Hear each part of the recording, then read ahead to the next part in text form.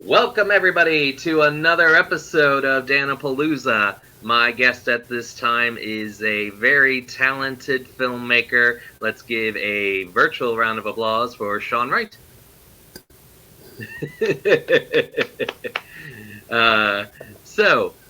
For those watching and future watching, Shawn Wright is the filmmaker for the horror movie Night of the Axe.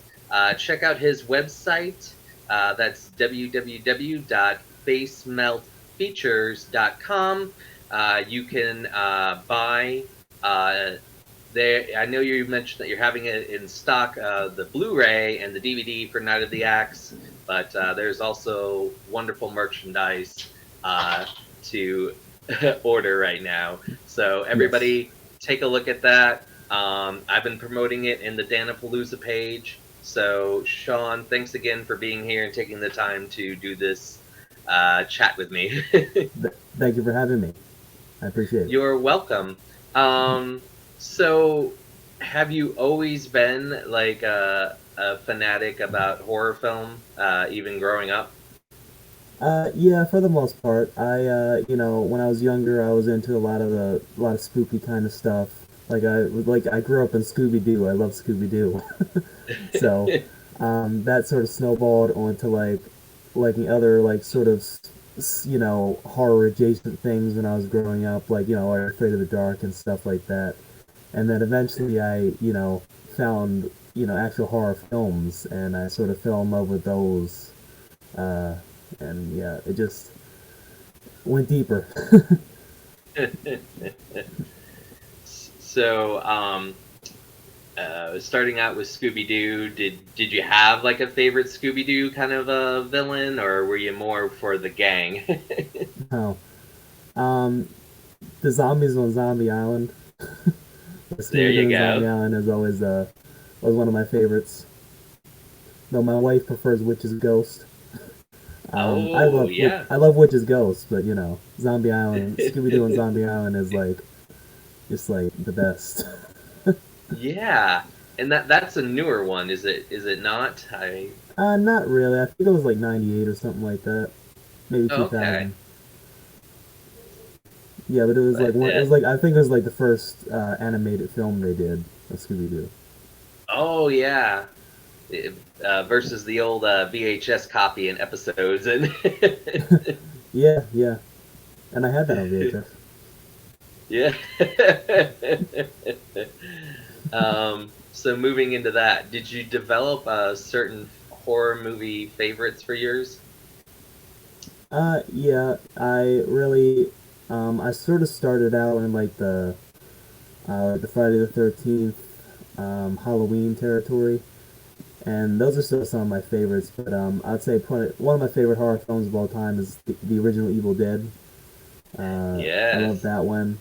I love The Thing. The Thing is great, one of my favorites. Mm-hmm. I really love The Deadly Spawn too. That's sort of an underrated one. It's just a great creature feature. Yeah, I just any sort of gory, violent, either slasher or wild monster thing, I'm probably gonna love it. Werewolves, all that sort of stuff. I definitely lean more towards the sort of '80s stuff, the sort of over the top, kind of cheesy, but still, just fun horror, a lot of violence, a lot of sleaze. It's fun. My first horror film was Child's Play. That's the first one it started out with. That's a great one to start out with. And it was in Spanish too. Did He's you like, speak oh, Spanish? come on. Yeah, amigo. It was just funny if you watched the whole thing in Spanish and you didn't speak Spanish. Exactly. It's definitely a more hardcore version of Dora the Explorer. I started with that, Gremlins, and Carrie. Yeah. It's good stuff. I said those are good building blocks to start with: a killer doll, Definitely, some gremlins, and a girl who can definitely. use her mind. Yeah, Gremlins was another early one for me. I definitely did watch Gremlins a lot, but that was more of a it's that's one of those sort of like gateway horror films. You know, it's not fully a horror film, but it's like definitely in the like an adjacent genre sort of thing. I say sometimes it's a lighthearted horror film for people who are just starting out. Right, and definitely a Christmas film. It is. I enjoy the scene where they're singing and caroling, and that's just classic Mogwai. Right. So, when you shot this film, when did you start? So I actually started shooting this in late 2020. Oh I was wow. going, yeah, it's been a long time. I actually started in late 2020. There were various delays, so I started then. I think like early 2021 is when I shot like the bulk of it. Um, but then there was delays and scheduling issues and stuff like that. So it ended up I just sort of filmed on and off over between like 2020 and 2022, even as late as 2022. I was still shooting some stuff. You know, some like sort of insert shots and pickup shots, like here and there. And I finally, got it finally finished up and edited uh, at the near the end of 2020, and I released it in December. So, when you were shooting it, was this kind of more when the pandemic was still ongoing, or when it was kind of dying down? It was ongoing, you could say. Like I said, I started at the very end of 2020. I think it was November was when I shot the very first scene, which is actually the first scene of the film, which is interesting. But the first scene of the film, we shot that late 2020, and then yeah, so people were still sort of hesitant about the whole COVID thing, but we were all pretty Right. pretty comfortable around each other and all that, so it worked out for the most part. And when you shot this, as far as actors, did you have like an audition, or did you have people that you knew already? A couple of the people are people I knew. A couple of my friends are in it. They play smaller parts, like extras in the party scene. Um, in the beginning of the film, the orderlies, they're played by friends of mine. Um, but for the main cast, I did do auditions. I did them over Zoom. Oh Um, yeah. yeah, I found some great people. You know, um, you know, Blair Savannah, Angel Bradford, Justin Sisk, Sean Mongold. Great, Amanda Megan. Great, just a great cast. I was very lucky to find them, and I also have you know, Rick Germain and Amy Young in small roles. They were great. A lot of fun to work with. It was a very fun set. Very fun, very fun group of people to work with. Now, did you film kind of close to where you live, or did you travel out, or was it mostly kind of like local sites that you filmed at? Yeah, I live near Baltimore, so we actually filmed mostly near Baltimore. Yeah, the bulk of it was filmed around where I live. I did go up to West Virginia to film in one location. Russell Volker, he's sort of an actor. Not sort of an actor. He's an actor. Um, but he lived up in West Virginia, and I figured I might as well go up to his house and shoot in his house because he said he could, said we could. So that was a fun little trek. We went up there and spent the day up there shooting a couple things. It was fun, but yeah, primarily around Baltimore where I live. um, do you remember what town? Because that's where I live in West Virginia. Do you remember what town? Oh yeah, it was Martinsburg, I believe. Oh, okay. Yeah, I think it was Yep. Martinsburg. And then this is our adorable sidekick, Tilly. Tilly likes to also get some showmanship and take some time to have focus on her and see how well I can do in my interviewing. Oh, This is what my we cat, call a my mental adorable kitty test. yeah, my cat Kenji's sleeping right there, but he's camera shy, I guess. But he doesn't like jumping up on his shoulders. I wish he did. But he's huge. He's Yeah, like, she does, and then sometimes she'll go like her nose will go all the way to the camera, and I'll be like, "We'll be right back after this right. adorable cat selfie." But she just sometimes wants to make sure I love. Thank you for giving me attention, and thank you for wanting to see what's up with Shawn. Shawn has a cat too. I'm sure his cat would like cat things just like you would. Okay, peace out. So she does that sometimes, or sometimes she'll sit up on my lap and then like you'll just see like that. So it just depends. I just let her be part of it because some people really love it. So I love it. exactly. And so sometimes I'm like, look, we'll get more views with cute cats. Yeah, that always wins. That always gets you more views. Exactly. You That's why the know? internet was made. Exactly. Uh, and there's always that. I don't know if you've ever watched South Park. Right. Um, so there's a whole episode where they're filming and the boys are being like hardcore news people, and then like Clyde just shoots cute cat pics and like he's beating them in the ratings, and they just have like music and like all these like cats and everything like that, and they're like, how are we losing to Clyde? I watched every episode. Well, not every episode. I skipped some of the newer seasons, but I think I did watch every episode of South Park. I don't remember that one though. It does sound kind of familiar. Oh yeah, they were all like they still had their little beanies and they had like the little Oh, suits, and then here's Clyde, you know, and then they're like more cute cat pics with Clyde, and it was just all these cats, and they started I losing the rating war. I watched that too instead of the news. Exactly. um, so I think that I really like that you shot in West Virginia. That's where I'm from. Uh, everybody everybody knows like sometimes like horror movies get shot in West Virginia, like Wrong Turn, you know, Right. that's shot in West Virginia. And sometimes I mess with people because they're like, is that real? And I like to sometimes say based on live events, so Yeah.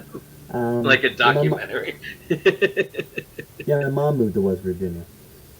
Oh yeah, Yeah. it's a it's I a keep forgetting what wonderful town. state. I keep forgetting what town she lives in, but it's somewhere in Okay. West Virginia. Yeah, but people normally associate West Virginia with Wrong Turn and We Are Marshall, and that's Right. like a tragedy. And So, you can now associate like 1% of Night of the Axe with West Virginia.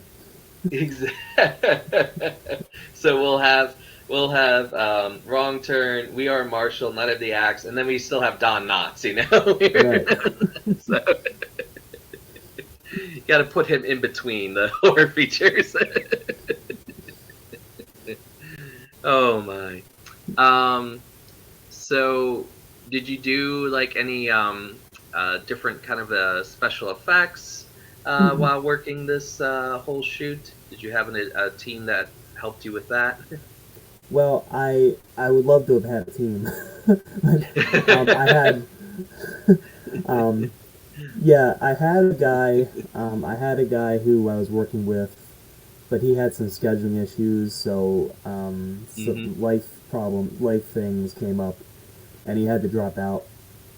So then Angel Bradford actually stepped up and helped with a lot of the special effects.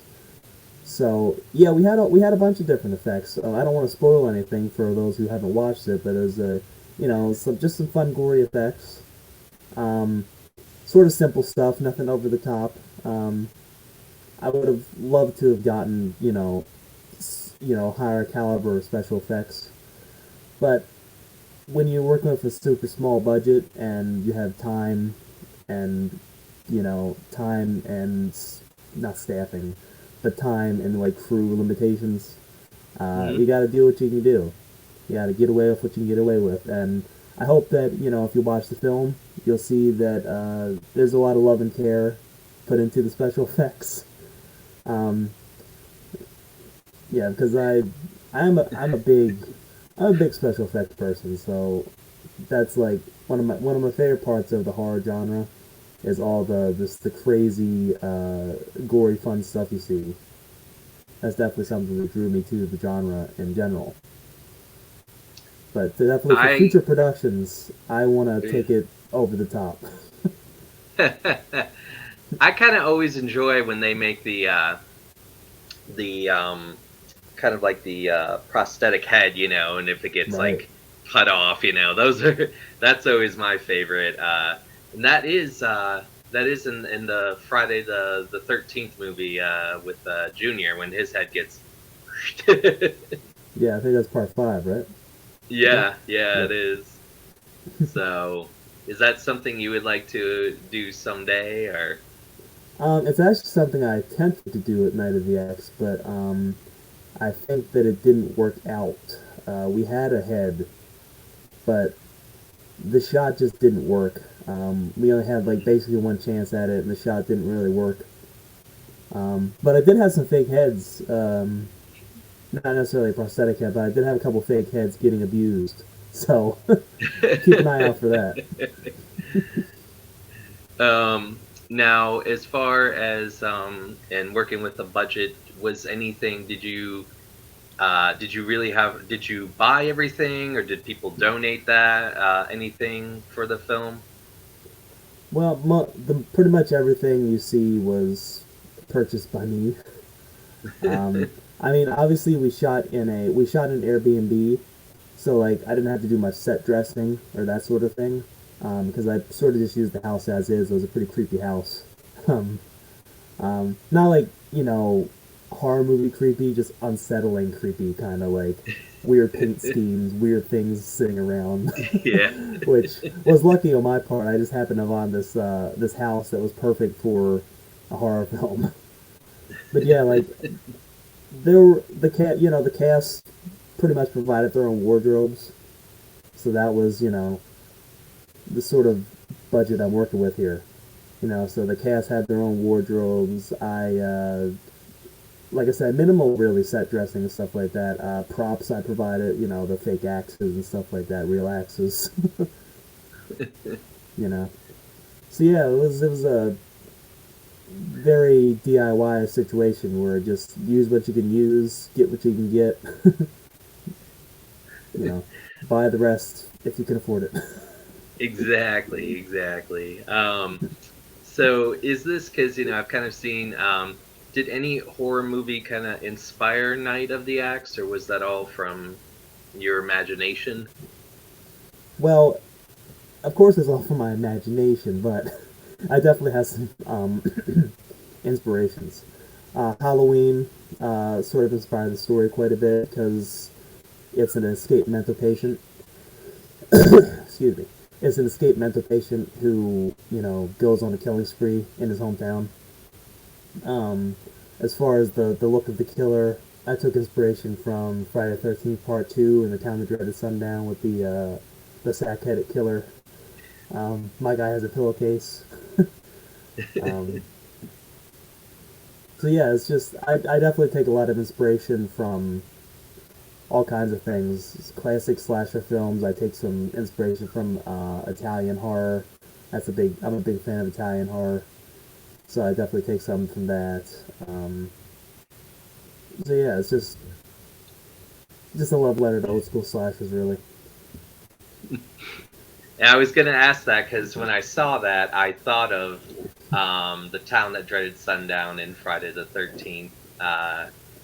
Um, I don't know, and I did get a chance to meet Steve Dash before he passed away. So I did too.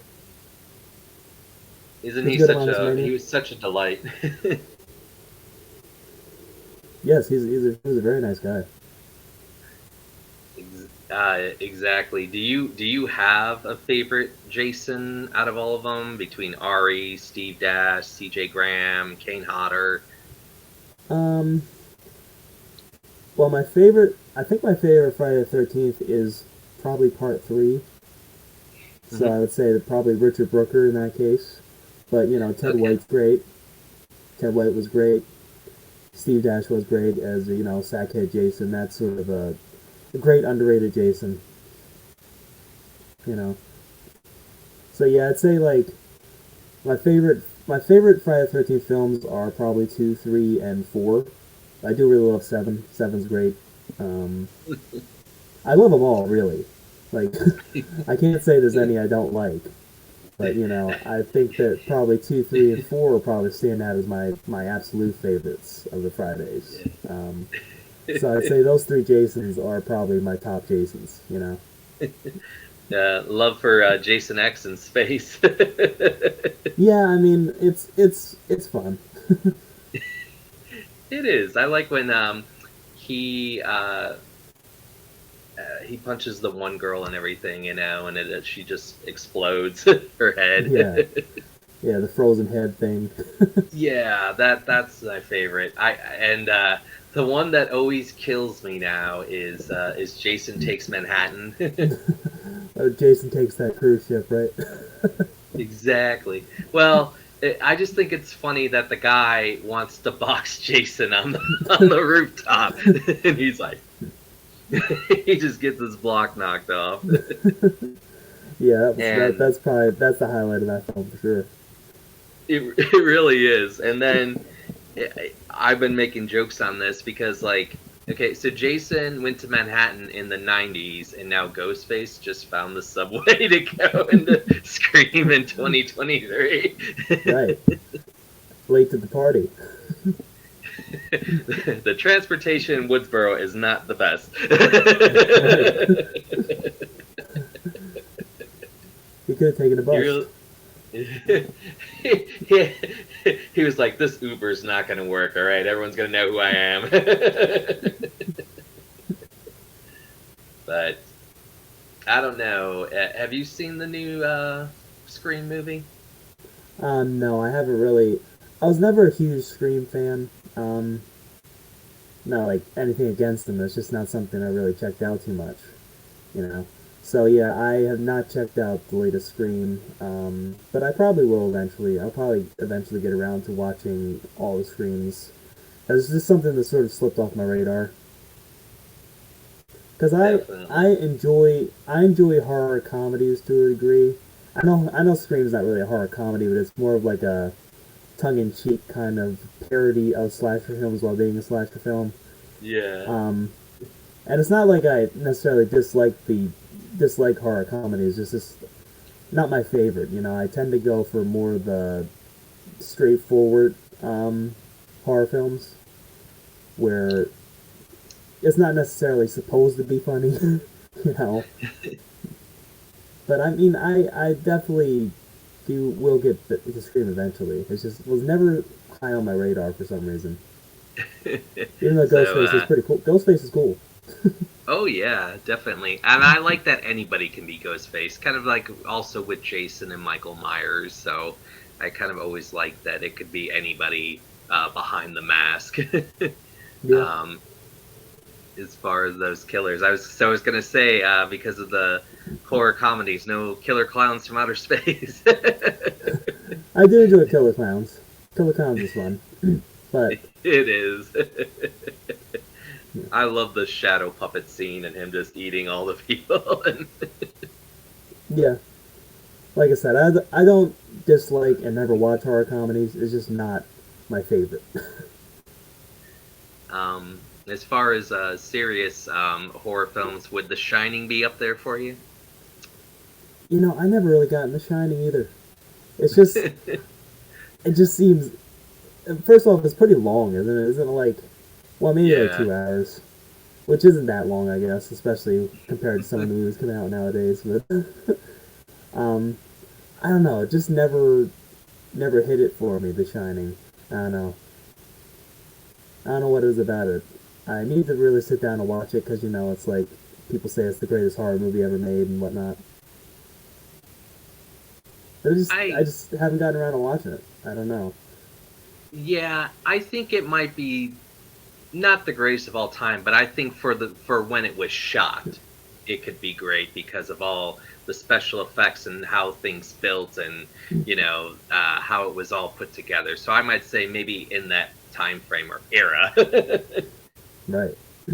But um, so yeah, and I was just trying to think of like what other serious like really horror films are there, and but so the Texas Chainsaw Massacre, is that up on there for you? Oh yeah, I'm a fan. Yeah, Texas Chainsaw Massacre is a lot of fun. I like that. So do you like the older versions, where it's like Texas Chainsaw Massacre, like the original, and then you had the one with Dennis Hopper, or did you like it when they reshot it with Jessica Biel, or even the newer one? I definitely think the original one is my favorite. Yeah, the original Texas Chainsaw Massacre is probably the one I like the most. I do enjoy. That was two. I think was the one with Dennis Hopper, right? Yes, it is. Yeah, and not what's her name? The blonde lady. Caroline Williams? Yeah, her. Yes, Caroline Stretch, yeah. Williams. Yes. Yeah, that was great too. I did enjoy too. I have not. I don't think I've actually seen 3 or the Next Generation with Matthew McConaughey. um, I definitely need to check. I definitely need to check that one out. um, yeah, I did watch the newer ones as well. They don't do it quite as much as the original, of course. But I don't remember really disliking them or anything. It's just No. you can't beat the original. Yes. I like Edward Neal as the hitchhiker. Such a classic. I don't know, and I've met him before, and I did meet Caroline Williams. They're both wonderful people.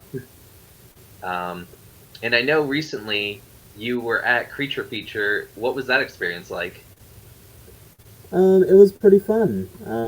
Yeah, I've never been to Creature Feature. It's my first time. I usually go to Monster Mania, but I haven't been in quite a while, but with it being canceled from the pandemic and I just not really having the spare cash laying around lately. But yeah, I went to Creature Feature because Night of the Axe was actually playing there, on the big screen, so that was fun. I went for the Saturday. I met Tim Baum from Dead Alive, Awesome. which that was huge for me because that's one of my favorite horror films. Which I mean, funny enough, it's a horror comedy. I was just talking about horror comedies earlier. And, how it's not really my favorite, but ends up Dead Alive is one of my favorites. So, but anyway, I met him, got an in costume photo op with him. That was a lot of fun. Yeah, and then later on, I had a couple people watch my movie, so that was fun. Awesome. Yeah, I think he was selling lawnmower blades or something like that at the convention I read. Yes, yeah, he was, but I don't think they showed up in time or something. So they Oh didn't show up no. until the convention was over, and then I think they did like a mail, not like a mail-in thing, but well, I think it like showed up on like the day after the convention ended, and Oh then no. there was like a Facebook post where they sold him that way, like Yeah. they PayPal'd him, and he signed them all and sent them out. Can you imagine, like, he's getting ready to leave? Hold on, I need you to sign 40 lawnmower blades before you leave. Yeah. Well, judging from the pictures, more than that, it was like 100 lawnmower blades. It's crazy. Oh my goodness. Yeah. That would be pretty cool. But I don't have anywhere a good place to display that. At least not at the Any time. more conventions for the year? Um, yes. In Philadelphia? No, Pittsburgh. In Pittsburgh, there's Gross Fest. It's Oh sort of like an yes. indie. Yeah, it's like an independent horror con. We're like a super indie horror con. And Yeah. my film will be playing there, and I actually are playing there, and I'm actually gonna have a table there, and I'll be selling, Blu-rays, DVDs, posters, whatnot, and you know, you can meet me there. Exactly. Yeah. Um, Steve Rosinski, he's another filmmaker that is there at Gross Fest sometimes. I don't know if you know him. Yes, he's a Uh, guest. I know he makes Meowie Christmas and stuff like that. And Carousel. Carousel. yes. I haven't checked out any of his stuff, but I will eventually, I'm sure. Oh, yeah. Well, anything else you have to say? It's going to wrap it up here on Dan-A-Plooza. Is there anything else you want to say or promote? Just, check out Night of the Axe. Go to my website, Face Melt Features. That's where you can find everything. Find out how to get the Blu-rays, where to find it, video on demand. It's going to be streaming a couple places soon. Hopefully in April. It should be streaming a couple places. I also have short films I did. Night of the Axe, a short film, and Spirit Board Doorway to Death. You can find those on the website as well. You can watch those there. And hopefully I will, be doing more films. It depends on if I've had a pretty successful pre-order for the film. So as long as I can continue, people watching it, people wanting to see it, that'll really help me out making more stuff. And that's what I definitely want to make more stuff. More gory old school horror films for the modern age. That's sort of my slogan. That's what I want to do. I want to make, some film, horror films straight out of the 70s and 80s, but slap them in the 2020s. Yep. And if you don't like that, that's too bad. That's what I want to do. And that's the bottom line, because Shawn Wright said so. Right. Well, yep. That's going to do it all for us here on Dan-A-Plooza. Stay tuned. Later, we will have aerial artist Coco La Foos, and from the Gorgeous Ladies of Wrestling, Roxy Astor, will be here later on tonight. Everyone, have a good night, and take care.